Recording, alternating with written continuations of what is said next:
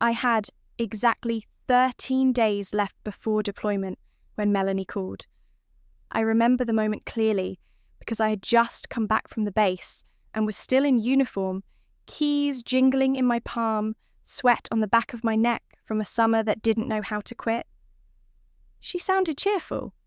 Too cheerful. Nora, hey, I hope I'm not catching you at a bad time. She never called me unless Gavin needed something. My brother had always been the quieter one between us, but Melanie, she knew how to take up space. We were wondering if we could crash at your place for a bit. Just a few weeks, she said. We're in the middle of closing on this house in Silver Lake, but there's a hold-up with the seller. They're still under a lease with tenants and, well, you know how that goes. She laughed like we were girlfriends sipping iced coffee on a porch, not like she was asking to move into my house. I didn't answer right away. I'd just finished polishing the brass corners of my duffel. Everything in my life was either zipped up or locked down. My house was no different. I'm deploying, I said flatly. You know that. Right, she said quickly. That's why we thought it's perfect timing. The place won't be empty and you can have peace of mind someone's watching it. Just for a few weeks, like I said. Until the escrow clears. I could already see her smile through the phone. Polite. Pretty. Calculated. I should have said no. But it was Gavin's voice that pulled me off the ledge. He got on the line and mumbled something about being grateful how they were stressed with the baby and didn't want to renew their lease. It wasn't just Melanie asking, it was my brother, the one I used to walk home from school, who once broke a boy's nose for mocking my haircut in middle school. So I said yes. But I also called Marla that night. She had been my bunkmate in Iraq and now worked legal for the Department of the Army. If there was one person who knew how to read between the lines of a favour, it was Marla. You trust them? She asked after I explained. Not really, I said. Then get it in writing.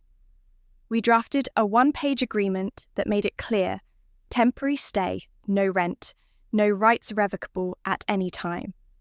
I printed 2 copies and left one in the top drawer of the console table beneath my badge and spare mailbox key. Melanie and Gavin arrived the next morning with a suitcase that looked heavier than their marriage. Melanie's perfume hit the hallway before her voice did. This place is so cozy, she said, scanning the living room like a real estate agent. I forgot how much light it gets. Gavin followed behind her, carrying their toddler and what looked like every bottle from their bathroom shelf. We won't touch anything, he said. Promise. But I already noticed Melanie eyeing the entry rug. Of course, I said, just treat it like you're borrowing it, not owning it. She smiled at that, then took the spare key from my palm as if it were already hers. That night, I slept on my own bed for the last time before deployment. The sheets were freshly laundered, corners tucked so tight I could bounce a quarter off them. I ran my fingers over the edge of the nightstand, then pulled open the drawer. A photo of my parents sat inside, faded, and a little warped from the years. I stared at their faces for a minute, remembering how proud they'd looked when I bought this house, my name on the deed, no cosigner, no help. Just mine. At 6 a.m, sharp, I left for the airport. No hugs, just a wave. Melanie had already begun moving a few of their boxes into the guest room. Safe travels, she called from the kitchen, barefoot and holding my coffee mug. Gavin looked up from the floor where he was building a playpen and nodded. I didn't know then that it would be the last moment I'd feel like the owner of that house. I didn't cry, and I didn't feel angry, just this quiet, nagging hum in the chest like a low battery warning you never hear until it's too late. On the plane, I scrolled back through Marla's email. The subject line was blunt, temporary agreement, for your protection. I saved it to my cloud, then stared out the window as the US coast faded below me. It was just 4 months. I told myself that like a soldier rehearsing orders. 4 months, then home. Home. Whatever that would mean by then. When I landed back in California on day 94 of my deployment, the sky was pale and cloudless, but something in my chest felt overcast. I hadn't slept much on the flight, jet lag mixed with a tight knot I couldn't name. I texted Gavin from the airport. He replied with a thumbs up and said Melanie would be home. I hadn't expected a parade. Still, when I pulled into my own driveway, I had to double-check the number on the curb. New curtains in the window, a wreath on the door. The porch planters were gone, replaced by symmetrical succulents in geometric pots. A minimalist kind of aggression. I reached into my bag for my key. It didn't fit. I tried again, slower. Still didn't turn. I rang the bell. It chimed in a tune I didn't recognize. Melanie opened the door, wearing high-waisted leggings and a sweatshirt that said, "Breathe." She looked surprised, like I'd crashed a yoga retreat. "Oh, hey, you're back early," she said, stepping aside without really making room. "You changed the locks," I said. "It came out flatter than I meant it to." "Oh yeah. Sorry, I thought Gavin told you. There was some package theft in the neighbourhood and we figured it was safer." She didn't offer a new key. I walked in, duffel still on my shoulder.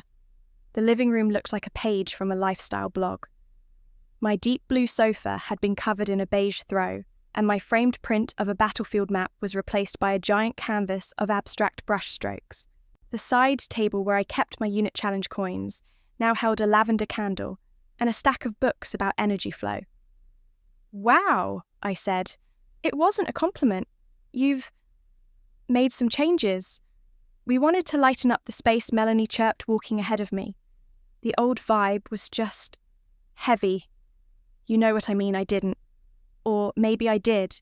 Maybe she meant the kind of heavy that comes from medals you don't talk about or boots that stay laced through funerals and fire. My house had always been clean, plain practical, but it had stories in its corners. They were gone now. She pointed toward the hallway. "I moved your stuff into the guest room. We've been using the master. It's better for the baby. I hope that's okay." I blinked. "I'm only here for a week." "Right, of course." She smiled like I was the one being rude. I walked past her, slowly cataloguing what had changed. The bookshelf was rearranged. My parents' photo was nowhere to be seen. The flag from my father's funeral, once folded in a display case on the mantel, was missing. "Where's the case that was here?" I asked. "Oh, we packed it up. It's in storage with your other keepsakes. We wanted the space to feel fresh." Fresh, as in scrubbed, sanitized, unrecognizable. I dropped my bag in the guest room, which now had sage green sheets and a woven lamp. Not mine. I opened the closet 2 yoga mats boxes, labeled baby clothes, and a bin full of essential oils. I was a guest in my own house. At dinner, Gavin said little.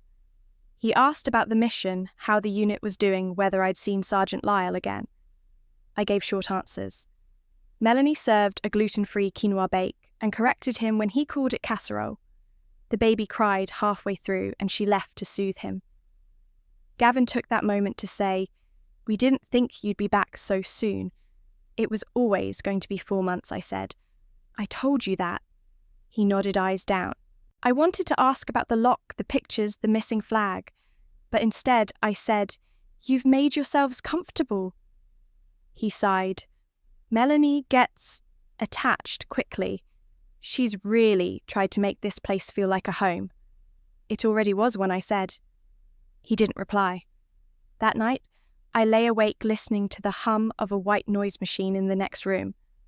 I stared at the ceiling, unfamiliar now, with its new recessed lights, and tried to remember the shape of the dark before. The only thing that hadn't changed was the sound of the old pipes rattling under pressure. Around midnight, I got up and walked to the kitchen for water. I opened the fridge and found a neatly labelled shelf that read Gavin and Melanie. My name wasn't there. I shut the door slowly and leaned against it.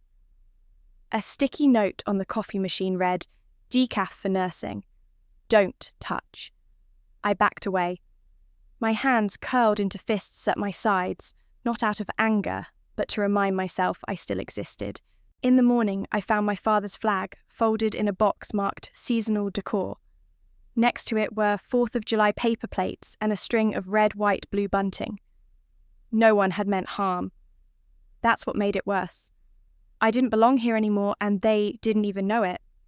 They thought they were doing me a favor. That's what made it so hard to breathe. On my third morning back, I opened the door to my former bedroom out of muscle memory. The knob was stiff, it hadn't been used much lately. Inside, the air smelled of lavender spray and candle wax. The bed was gone. In its place was a large, open mat, 2 yoga blocks, and a standing mirror with ring lights attached. My bookshelves were empty, replaced by wall decals that said things like balance and flow. Melanie walked in behind me, holding a smoothie and a rolled-up yoga mat. "Oh, sorry," she said as if I had barged into her space. "I have a Zoom class in 10. "Where's my bed?" I asked. "Oh, we moved it to storage. We needed floor space. The baby's nap schedule overlaps with my sessions, and this room gets the best light." She took a sip of her smoothie, then smiled like she was complimenting my taste. "You always had great feng shui in here." I stared at the corner where my medals used to hang. There was a salt lamp there now, glowing a soft orange. "And where should I sleep?" I asked. Melanie didn't seem to register the question as a problem. "The pull-out on the couch is actually really comfy. I put fresh sheets on it this morning." I nodded. Not because I agreed, but because I didn't trust my voice not to shake. That night, I lay stiff on the sofa bed, my spine a question mark, listening to the fridge hum and the occasional creak from upstairs. I heard Gavin cough, once followed by a door clicking shut. He hadn't said much since I arrived. He always had a way of folding himself into the background when things got uncomfortable. I got up before dawn the next morning, as I often did when I was deployed. I made coffee quietly and sat at the dining table with a notepad. My handwriting looked foreign in this new context, like I was scribbling on someone else's countertop. Around 9, Melanie emerged in leggings and a matching sports bra. "Oh good, you're up," she said. "I'm having some girls over for a class. Mind if we use the living room? It's just for half an hour." "Sure," I said, because what else was I going to say? I moved to the back patio and sat in the sun, trying not to think about how I could have been in Belgium today, or at least somewhere I was needed. Laughter drifted through the sliding door. The women arrived in sleek outfits, hair braided back. I recognized none of them. I heard someone ask, "Whose place is this? It's so minimalist." Melanie's voice, clear and proud, floated back. "Oh, it's me and Gavin's. We've been here a while now." I closed my eyes. Later, one of them stepped out onto the patio and smiled politely at me. "Hi, are you renting the back house or just visiting?" My mouth twitched. "Just passing through," I said. She nodded satisfied and went back in. That afternoon, I found Gavin alone in the garage organising toolboxes he never used. He looked up and gave a half smile. "Everything okay?" he asked. I leaned against the doorframe. "You know this is still my house, right?" He rubbed the back of his neck. "Of course. I mean legally. But you know how Melanie gets. She doesn't mean anything by it. She just makes spaces her own." I stared at him, waiting for more. But that was it. "She's not just decorating, Gavin. She's rewriting. It's not like that. It feels like that." He looked down. "I'll talk to her." But we both knew he wouldn't.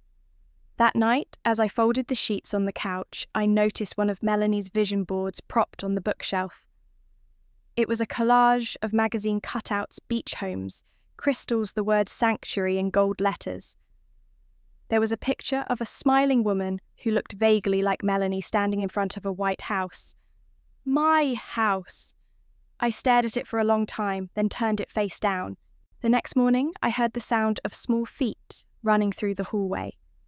Melanie's niece, a chatty 6-year-old with pigtails and jelly-stained fingers, had come to visit.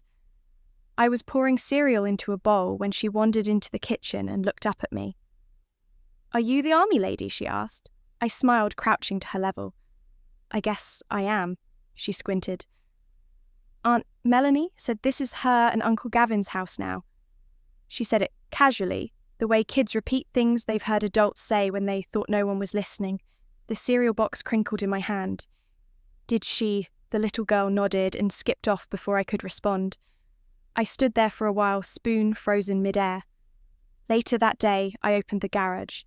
I needed a wrench for a loose cabinet handle, but mostly I just needed to breathe in a space that hadn't been redecorated. The air inside smelled like cardboard and paint. Half the shelves had been cleared to make room for Melanie's labelled bins, holiday decor, baby gear, meditation tools. I found a box tucked behind a stack of folded lawn chairs. My handwriting on the side, Nora, old photos. I pulled it out. Damp. Dusty. When I opened it, mildew had eaten the corners of the albums. The leather on one of them had cracked. I flipped through it anyway. Pictures of my graduation and my first day at the academy, a road trip with Gavin before he met Melanie. All of it buried here next to a box of fake snowflakes. I sat on the cold concrete floor and flipped through a few more pages until my fingertips went grey with dust. Then I closed the lid, slid the box back and stood slowly. I left the wrench behind. That evening, we all sat at the dinner table again. The meal was takeout this time, Melanie's idea of treating herself. Thai food, no spice. I picked at my rice and watched Gavin scrolling on his phone under the table. Melanie was talking about preschool wait lists and yoga certifications. "You've really settled in?" I said finally. My voice was even but not warm. She looked up chopsticks halfway to her mouth. "What's that supposed to mean?" "I mean the house. It looks like yours now." Gavin stopped scrolling. Melanie shrugged. "We've just made it feel livable. The way it was before, it didn't have flow. It felt like a museum." "It was my home," I said. Melanie didn't flinch. "Exactly." "Was?" Gavin cleared his throat. She meant, "No offence, Nora. You know how she talks. When are you two planning to move out?" I asked. The question hung in the air like smoke. Melanie didn't answer right away. She took a sip from her wine glass and then, without looking at me, said, "Probably not soon. The house in Silver Lake, there's still an issue with the title. And honestly, we're not rushing. This place works for us." I nodded slowly. "Even if it's not yours?" She smiled tightly. "Gavin's your brother. We're family. Don't make this about territory." Territory, as if I was some stray dog guarding a patch of dirt. I stood up without finishing my meal. The next day, I tried to reclaim some part of the house anything. I looked for my mother's recipe book, the one with the stained index cards and handwritten notes. It used to sit on the second kitchen shelf. "Gone?"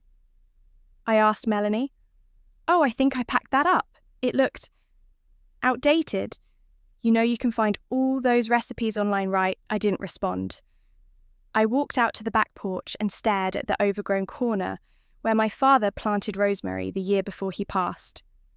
Melanie had replaced it with white stones and a Zen fountain. I sat in the metal chair and felt the edges of myself blur. I didn't cry. I didn't yell. I just sat still long enough to hear the fountain repeat itself like a loop I hadn't agreed to. 2 days later, I came back early from a visit to the base clinic. My leave was halfway over and I needed to check on a minor knee strain, nothing serious, but enough to get me off the couch. The moment I pulled into the driveway, something felt off. A black sedan was parked outside. The blinds in the front window were open wide, something Melanie never did when she was home alone. I walked up slowly, quietly the way I would on a recon mission, though this one was personal. Through the glass, I saw her in the living room, with a man in a blazer and square-toed shoes, a clipboard in his hand. He was nodding as she gestured around the room. "This space just breathes now," I heard her say, voice syrupy. "We really opened it up." The man glanced toward the hallway. "And this is a 3-bedroom, yes," Melanie said, without hesitation. "Perfect for young families. The owner's ready to move on, so it's a great opportunity." The owner, ready to move on. I stepped back from the window. My heart wasn't racing, it was sinking. I walked around to the side of the house and came in through the garage door, quietly, deliberately. I didn't wait for her to finish her tour. I walked into the living room like I had every right to be there because I did. Melanie froze. The man turned towards me, startled. "Oh," she said, recovering fast. "This is my sister-in-law, Nora. She's visiting from out of town." "I live here," I said plainly. The man looked between us. "I thought—" "She's confused," Melanie said quickly with a laugh that didn't reach her eyes. "It's a complicated family situation. You know how it is." "No," I said. "It's not complicated. It's my house." I turned to Melanie. "We're going to talk. Now." The realtor took the hint and let himself out. The silence that followed was thick and mean. Melanie didn't look at me. She picked up the clipboard from the coffee table and flipped it shut. "That was rude," she said. "What the hell are you doing?" I asked, still calm, but it was the kind of calm that comes after too many things have been swallowed. "Showing a house that isn't yours? Telling people I'm just visiting?" She crossed her arms. "I'm helping. If you don't want this place anymore, maybe someone else will treat it right. I never said I was selling." "You didn't have to," she said, stepping closer. "You're barely here. You don't use it. You live like a ghost. If you can't keep a place, let someone else take care of it." I stared at her for a long time. Then I nodded once. I didn't argue. I didn't threaten. I went upstairs to what used to be my room, now filled with essential oils and mats, and retrieved a box from the back of the closet. In it was a single photograph protected in a sleeve. Me, in uniform, standing on the porch the day I moved in. One hand on the railing, the other holding a key. I was smiling like I'd built something. I stared at that photo for what felt like hours, because that was the moment right then that I realised what was happening wasn't just rudeness or overstepping or poor communication. It was erasure. She was writing me out of my own history and doing it with throw pillows and open houses. I put the photo in my bag, zipped it shut. I walked past Gavin, who was coming down the stairs with the baby in his arms. He opened his mouth to say something, but the look on my face must have stopped him. I walked out the door. I didn't slam it. I didn't say goodbye. I just left. Because if I didn't do something now, I wouldn't just lose a house. I'd lose the story of ever having lived in it. Back on base, I felt the weight lift off my chest. Discipline, structure, clear orders. Still, the house nagged at me. That afternoon, I marched straight to JAG headquarters and slipped inside like I was entering a courtroom. There, at a desk littered with folders and stamps, sat Marla, my old comrade, now captain, Marla Jensen, military lawyer and straight shooter. She looked up, blinked, and offered me the seat across from her. No smiles, no small talk. "Good to see you," she said, eyes steady. "Need your help?" I said, sliding my binder across her desk. Inside lay the deed mortgage documents and that temporary residency agreement I'd signed. In pink, Melanie's signature. She skimmed quickly. "You're the sole legal owner. That agreement doesn't give her tenancy. She's an invited guest. It's revocable any time. Can I remove them?" "Yes," she said, tapping a paragraph. "You can issue a 45-day notice to vacate. It's straightforward. You're terminating their stay, not evicting tenants. And the part where Melanie told a realtor the house was on the market, she could face civil penalties, but you said you're not seeking revenge." I shook my head. "I just want my home back. Then we'll follow protocol, respectful legal. Draw no unnecessary fire." We spent the afternoon drafting the letter. It had to be precise. "Dear Gavin and Melanie, please take notice that your permission to occupy the residence at address is terminated 45 days from receipt. As non-tenants under temporary stay, you must vacate accordingly."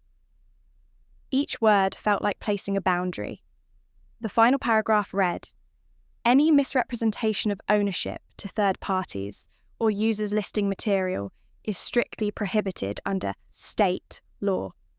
She printed 2 copies, and carefully we prepared instructions for a process server, certified mail-signed receipt. "That's it," she said quietly.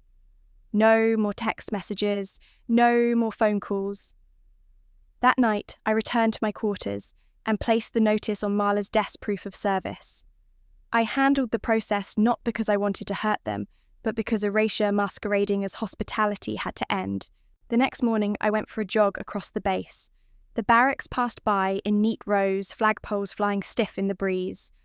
I ran past the memorial wall, names etched in bronze. Silence, remembrance, respect, not erasure. I paused to catch my breath. On the notification wall, an announcement. Family Day, October 17th. I thought I'd be back in 60 days. If they leave, this house would be mine, yours back. That was something solid to hold. The call from Marla came mid-afternoon. Notice served. Gavin signed. Melanie signed. No response yet. She paused. They'll have questions. They might protest. This is a family matter, but you did it by the book. Good, I said, because respect, history, fairness, they all mattered. That evening, I sat in my bunk and opened a small box I'd carried from the house. Inside my father's watch, my unit's commemorative book, and the framed photograph, the one of me holding the key on move-in day. I traced the metal outline of the key with my thumb. That was the moment I'd marked my place in the world. Now it was more than memory, it was a declaration. This wasn't about revenge, it was about self-respect, about history, about standing firm against erasure under the cloak of kindness. I felt exhaustion, but also relief. For the first time in months, I wasn't adrift. I had a plan, boundaries, leverage. I slept better that night than I had in weeks, not because everything was settled, but because I was reclaiming my right to be present in the story of my own life. The next morning, Marla arrived at my quarters unannounced, her face wearing a kind of seriousness I hadn't seen since we were in the field together.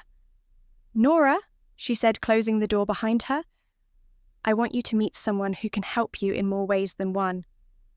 Before I could ask, she stepped out into the hallway and summoned a man in a crisp blazer with silver hair and steel blue eyes. He paused for a moment, took me in, then extended his hand. "Captain Barron retired formally with you and Marla overseas," she introduced. I shook his hand and felt the firmness of someone who still commands not the shaky grip of a civilian charity case. "Good to see you again," he said. There wasn't surprise in his voice. Just acknowledgement. Professional respect that hadn't worn off over time or distance. We sat at a table in the quiet corner of the JAG office. Barron explained that he'd been looking for a house with history, something meaningful more than just walls and a mortgage. He'd heard from Marla what I'd been going through and thought my home fit the description perfectly, because that house, he said, touching the mahogany grain of the tabletop, held on to you. That matters. He pulled out a folder. Inside was an offer market value plus 15% contingent upon building a small guest unit on the property, just for me to live in permanently rent-free. I stared. It was unexpected, but not random. He explained that when he retired, his wife died unexpectedly. He'd considered downsizing, selling the family home, but something gave him pause. "I wanted to own a piece of story, not just a structure," he said. And when Marla told me your story, I thought maybe that's exactly the connection I need. To preserve something real, something honourable. Barron's offer wasn't pity. It was respect, with principles behind it. He wanted to honour my service, my history, my stake in that house. The guest unit wasn't a charity shelter, it was a place of dignity. "I'm not buying her out," Barron said, looking at me. "I'm partnering with her future." I felt the room tugging, legal, emotional, symbolic. I thought of the photo tucked in my locker, me in uniform, clutching the house key, and now I was being offered a chance not just to own a house, but to be recognised in it. "I need to think," I said. Barron nodded. "Take time. But know this, I respect your boundaries. I'm not planning a takeover. He smiled. I want to build, not erase. After he left Marla and I walked back through the base together, the wind had changed overnight, carrying the smell of pine. I looked at Marla. How do I know this isn't another erasure, another quiet takeover? Marla smiled, tapping his photo on my phone. Because Baron gave me his word, and he'll sign the contract that says you stay. For life. No ambiguity. It wasn't just about the paper. It was about someone seeing me, acknowledging the story I'd built and protected. My instincts had built walls. His brought bridges. They weren't the same thing, but together they built a home. That afternoon, I drafted my response and asked Marla to fine-tune the contract. Baron agreed to contribute to the legal fees and permit applications. In return, I would grant him the ownership and rights he requested and the right to build the guest structure. The clause that meant the most, though, was the one that guaranteed my access and control. I would have full rights to return on any day, to host whoever I wanted there, to maintain the rooms and memories I chose. The following day, Baron called with his approval. We move forward, he said simply. When you're ready, let's do this. As I walked back to my quarters, I realised this wasn't just a plot twist. This was the right story. Not a trick, not revenge, not ignoring hurt, but a new chapter. I still had to go back to California, still had 50 days of eviction notice ticking away.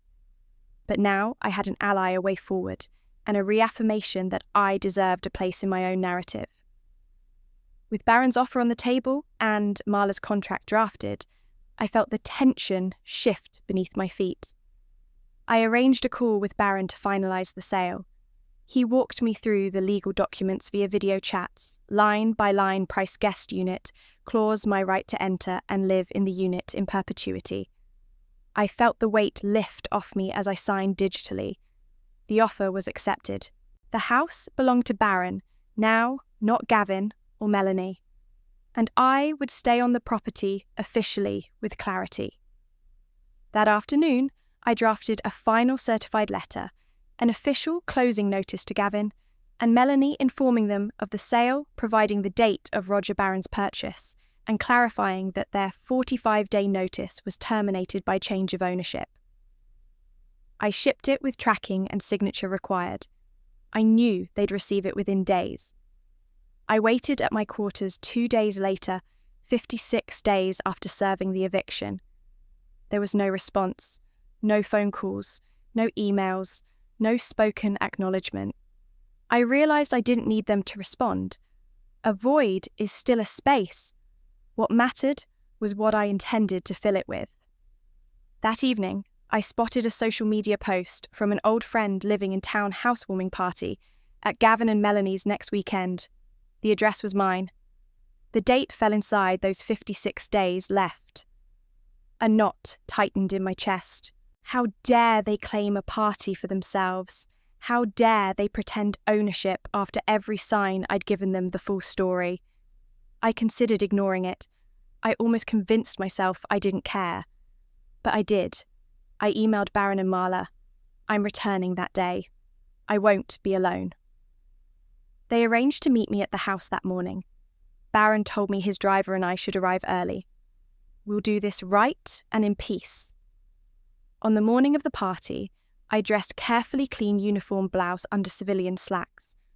I carried the framed photo of myself in uniform, holding the key the day I moved in. In my pocket was a copy of the deed signed by Baron. In my heart, calm resolve. In the car, Baron placed one hand on mine. Are you ready? He asked quietly. I nodded. Some battles don't need weapons, just the courage to stand where you belong. It felt like someone had translated my story into words for me. We pulled up to the curb. Cars lined the driveway. Balloons hung from the porch.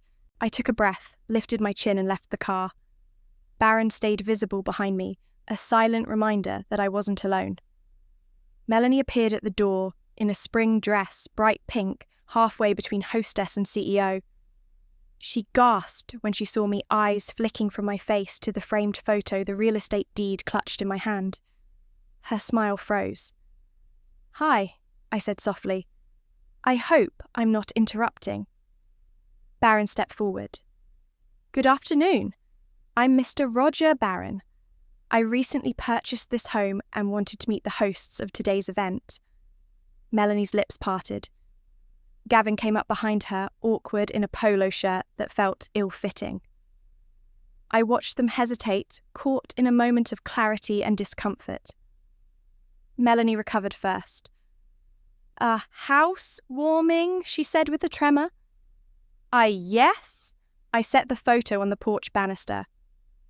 "That," I tapped it lightly, "that's who moved in here first. That's my story. I didn't come to spoil your party." I turned and looked at Gavin. "I came to claim what I always had." Baron handed him the deed. "This is your home no longer. Your guests now, with no claim." He looked at me quietly asking permission, and I nodded. Baron continued, "You and your family have 21 days to vacate. That's our offer." He nodded to me. "Our rebuild for her will need time and cooperation." Gavin swallowed. His shoulders sagged. Melanie's face went pale as if seeing bones under her skin. I felt grief in me. But then, steadiness, this was the truth. I belonged. They stood still. Balloons swayed, a silent whisper in the wind. Finally, Gavin said, "I understand." The words were small, but real. Melanie's eyes watered. She didn't say anything. She couldn't. I put my hand over the photo. "I wish you well, truly. But I wish that you learned boundaries." That was all. I walked back into the house with Baron following gently. I looked out at the guests still milling on the porch, some stepping back, others frozen. I carried the photo inside and placed it on the mantel in the living room, next to a view of the bay beyond the windows. When his driver arrived to take him away, Baron looked at me. "You did well." I nodded. There was no cheer in me, just peace. That day, my victory was not in anger or humiliation. It was in presence. I stood in the house I built, in a community I defended, not weapons drawn, but dignity unbowed. The story remained mine. On the morning of the party, I woke up early. I spent a few minutes ironing the creases of my uniform, not because I needed to impress anyone, but because I needed to remind myself who I was. Every stripe, every medal, every fold was a part of my history. No one had the right to erase that. I tucked the photograph into a thin folder, the one of me in uniform holding the key to this very house. I didn't need to carry anything else. I wasn't returning to fight. I was returning to be seen.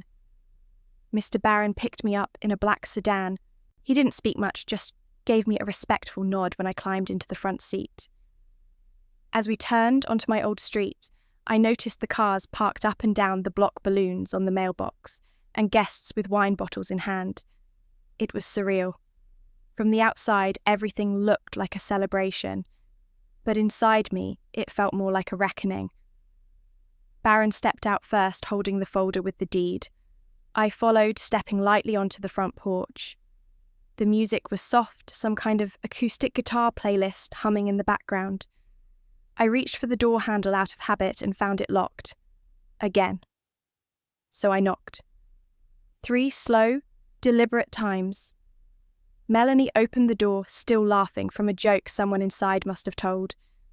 When she saw me, the laugh froze halfway on her face. Her eyes dropped instantly to my uniform, then to Baron behind me. "Nora," she said, like she couldn't believe I was real. "What are you doing here?"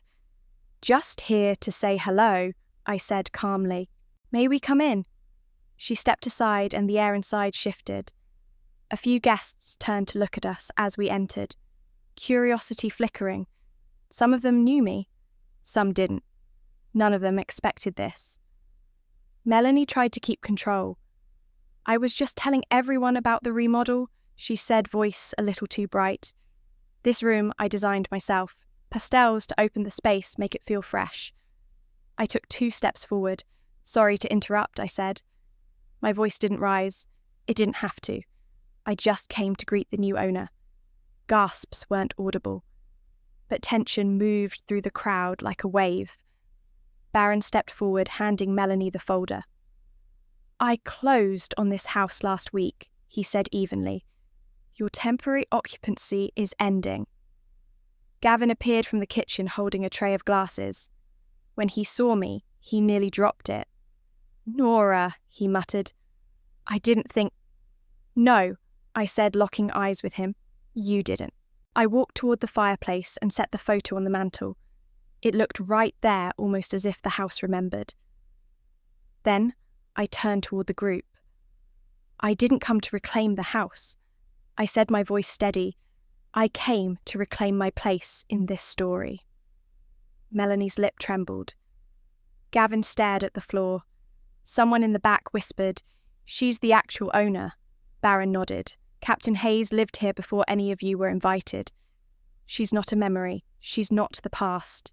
She's part of the present." Melanie stepped forward. "I didn't mean to. We didn't think you'd—" I stopped her with a raised hand. "You didn't think? That's the problem. I was gone, not erased. There's a difference." A few people shifted uncomfortably. One woman in a floral dress stepped closer and said softly, "I'm sorry. I didn't know this was your home." I nodded. "It's okay. Now you do." I walked through the room, slowly letting my presence settle into the space. Not to intimidate, just to be felt. I glanced at the bookshelf where my father's medals used to be, now filled with scented candles and ceramic owls. I didn't need the medals back, but I wanted the truth to sit in the room, same as the guests did. As I passed the kitchen island, Gavin tried to speak. "Nora, I should have said something. You should have stood up," I replied without turning around. "But it's too late for that now." Baron looked at Melanie. "Per the contract, you have 21 days to vacate. We're not rushing you. But the house has changed hands. The guest unit will begin construction next month. Captain Hayes will live on site." Melanie swallowed hard. "You're staying?" I met her eyes. "I never left." "Not really."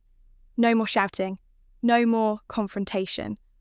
Just silence, and then the sound of feet, shifting glasses, being set down, a party slowly unravelling itself.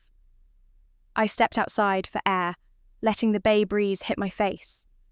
Baron joined me, and we stood there quietly. He said nothing. He didn't need to. I'd reclaimed more than a house that day.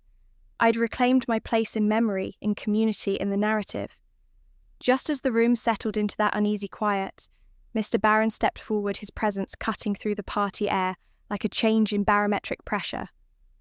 His polished shoes clicked against the hardwood floors as he walked toward me, not rushed, not hesitant, just steady. He didn't need to say much. Everyone noticed how he carried himself. His stature was military, but his voice was calm, almost kind when he turned to face the crowd.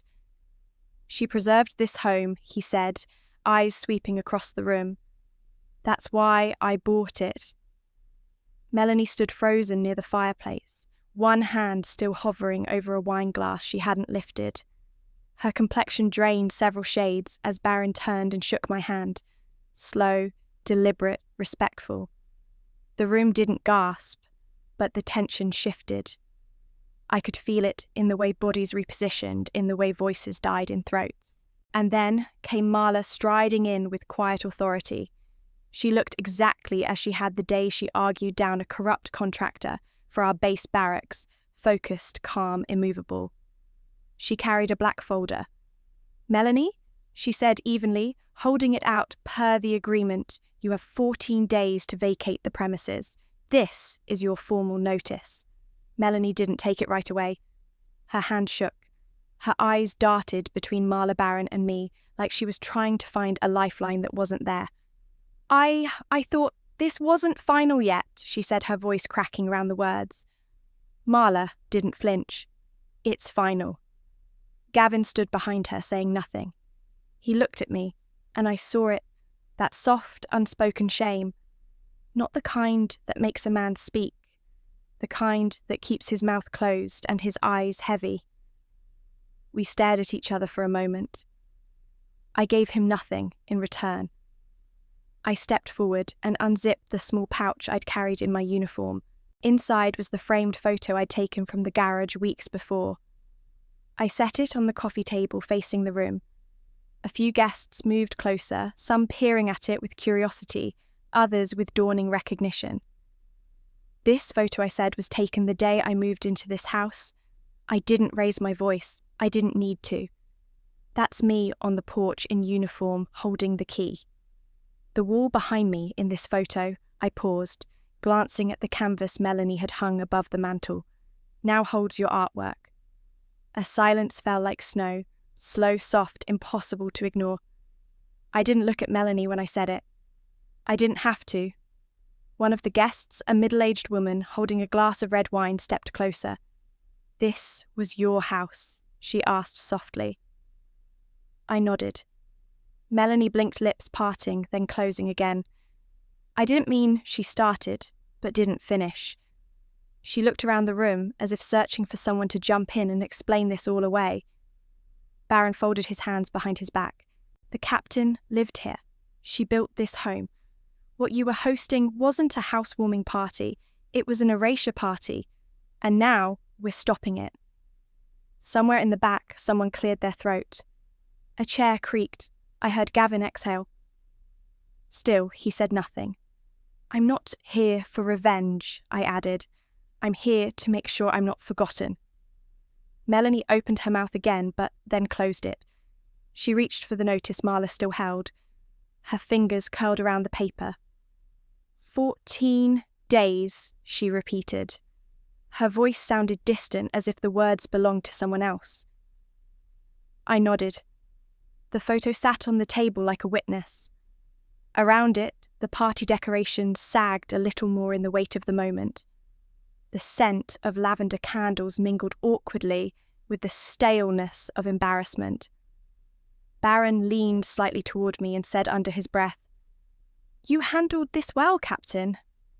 I turned to him. There was no other way. He nodded once. As the guests began to quietly shuffle toward the exit, avoiding eye contact, I remained still. This wasn't about theatrics. It was about truth and what happens when someone tries to rewrite yours. A week after the party, I moved into the guest house Mr. Baron had commissioned, a modest structure tucked in the back corner of the lot, where the garden used to fade into wild brush. The builders had worked quietly, carefully. The walls smelled of fresh paint and new beginnings. When I stepped inside for the first time, the echo of my own footsteps reminded me this space was empty but not hollow. It was mine. The layout was simple. 1 bedroom, 1 small kitchen, and a living space with windows that faced the sunrise. Every piece of furniture I brought in had a story. The armchair my father used to read in the bookshelf, built by a former cadet who owed me nothing but insisted on repaying kindness. My military photo went up over the desk, and next to the bed, I placed a note from my mother written years ago in faded ink. "Remember who you are when no one's watching." I filled the silence with quiet rituals: tea at dawn, radio at noon, journaling after sunset. Each action stitched me back into the fabric of my own life. The land outside was overgrown. The lavender garden had long been trampled during Melanie's housewarming. I spent mornings kneeling in the dirt, gloves on slowly reviving what once grew there. It wasn't about gardening, not really. It was about reclaiming what had been stepped over. About a month in, I did something unexpected. I opened the barn at the edge of the property and turned it into a class space. The idea came after a conversation with Marla, who reminded me that the strongest recovery is shared. I put up hand-drawn flyers around town: Stand Strong, self-defense and survival for women. Sundays, all welcome. The first class had 3 women. One was a nurse one, a divorced mother of 2, and one a high school senior who barely spoke. We started small, learning how to break a grip, how to shout from the diaphragm, how to hold a stance that says, "Not today." Over time, the group grew. They came because someone told them it helped. They stayed because they saw something shifting inside themselves. I didn't give speeches. I demonstrated. I watched them, sweatful, get back up. I taught them how to ground themselves in their own weight, how to trust their reaction time, how to stare someone down if they needed to. One day, I stayed after class to clean the mats when I heard a hesitant knock on the barn door. A young woman stepped in, maybe early 20s, dressed in layers that looked more like armour than warmth. "I'm Claire," she said, then paused. "Mr. Barron's daughter." I smiled, gestured toward a stool. She sat, eyes nervously darting around the space. I watched a few classes from the edge of the road, she admitted. Didn't think I'd come in, but I wanted to thank you for what I asked gently, for being the first person who didn't talk around me, who made me feel like I existed. My dad's world, it's full of medals and decisions and voices louder than mine. But you, when you teach here, it feels like you're speaking to all the women who've ever been ignored. I didn't speak right away. Her words struck deeper than she knew. "You're welcome," I finally said, "and you're not invisible here. You never have to be." Her eyes welled, but she blinked them back. "I want to join the next class. Sunday. Be here at 10, I said. She nodded, stood and left without needing to say more. Later that afternoon, I sat on the porch of the guest house sipping tea legs tucked beneath me. The garden stretched in front of me, rows of new lavender starting to peek out from the soil. I'd planted each one myself. No help, no shortcuts, just time and care and the patience to believe roots could form again. The house on the hill, the one I used to own, was quiet now. Gavin and Melanie had moved out a few days ago. I hadn't gone to watch. I didn't need to. I looked at the framed photo on my desk again, the one with me in uniform holding the key. But now, I noticed something I hadn't before, the way I stood. Shoulders back, head up, feet planted. Even then, I had known how to claim space.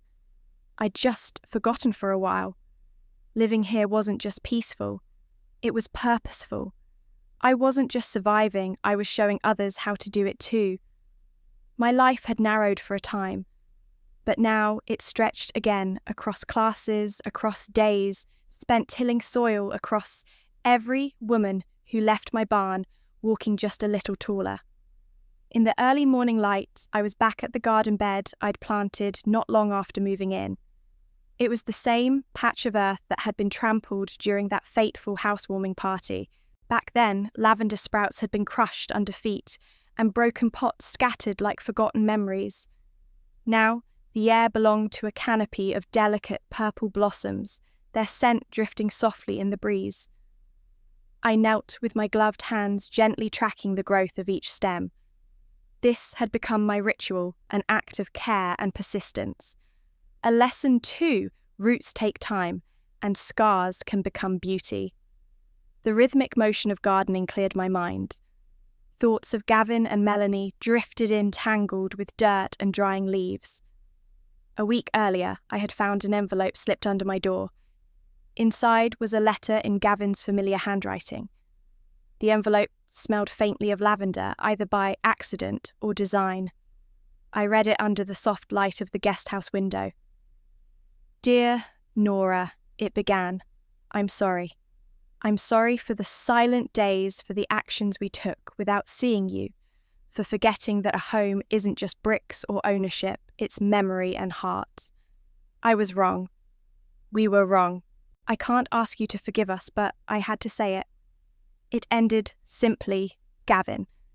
I had folded the note closed, placed it inside an envelope of my own, but never mailed it. I didn't feel bitterness, but I didn't feel connection either. Some bridges couldn't be rebuilt with words alone. I later wrote in my journal, in neat navy blue ink, "I lost many things, but not myself. And that's enough." The words felt final, even as I wrote them. A quiet truth from someone who had lost a home nearly lost her story and found it again. I stood up from the lavender bed and brushed soil from my gloves. The breeze shifted, carrying a hint of salt from the bay.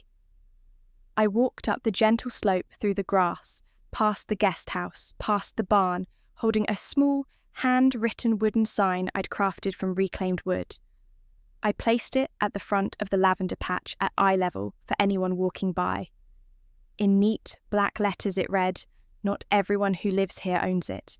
Not everyone who gets pushed out is meant to stay gone." I stepped back and let the words settle into the garden. It was more than a reminder, it was a declaration. I didn't need signs of forgiveness or invitations back. I needed something true for myself and for anyone else who might walk this path after me. After I finished, I sat on the porch of the guest house with a cup of chamomile tea, watching bees drift between lavender heads. A group of new students wandered up Claire the nurse, the high school senior. They'd come straight from the new class upstairs. They smiled when they saw me carrying water bottles and determination. I stood, they settled on the porch step, and we talked quietly about next week's lesson, how to situate awareness, how to trust instincts. They didn't ask about Gavin or Melanie. They didn't need to. We were here in the present. As the sun climbed higher, I walked inside to my kitchen. I spotted Gavin's letter still on the counter. I picked it up, held it for a moment, then placed it in my journal beside that entry. I closed the book, stood the journal on the shelf next to a row of self-defense guides and gardening manuals. Nothing more needed to be said, at least not yet. For the rest of the day, I worked in the garden, in the barn, in my classes. I didn't think about them except in the way one thinks about an old photograph found and remembered, but no longer urgent. That evening, I lit candles on the porch. My lavender rose faintly in the amber glow. I held a small trowel in one hand and let the quiet wash over me. I felt strong and unburdened. No scars undone but healed. No walls to knock down, only new space I'd claimed. I rose and walked slowly toward the sign I'd planted. I reached out and touched the wood warm beneath my fingers. The words didn't lie. They held hard truths in quiet tones, true enough to stand in sunlight and breeze in that moment. I looked up to the house beyond. It was calmer now, no strings of lights, no awkward laughter echoing from empty rooms. Just windows reflecting sky. Just a house. I turned back to the lavender field and inhaled. There was still time to wander this path, to teach, to grow, to simply be. And that was enough. And if you're still listening, still carrying your own weight of being pushed aside, forgotten, or quietly erased, I want you to know something: you're not alone. Maybe it didn't happen in a house like mine. Maybe it was a relationship, a job, a family dinner where you were talked over and made small. These moments don't always scream. Sometimes they whisper until you start to doubt whether you mattered at all. But you do. You always have. In a world that often rewards volume and visibility, there's strength in choosing to reclaim your place without shouting. Healing doesn't have to be loud to be real.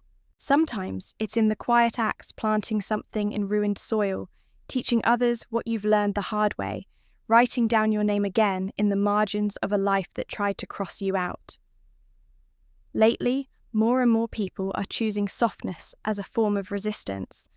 They're stepping away from roles that made them shrink. They're journaling, gardening, starting over, joining communities that see them, that hear them. And maybe in their own way they're planting lavender too. If this story spoke to you, even just one part of it, I hope you'll carry that with you. Let it remind you that you deserve a seat at the table, a place in the story, and a life that fits your full self. And if you'd like to stay with us to hear more stories that centre voices like yours, that offer not just drama, but dignity, I'd be honoured if you subscribed. No pressure, just know you're welcome here, always.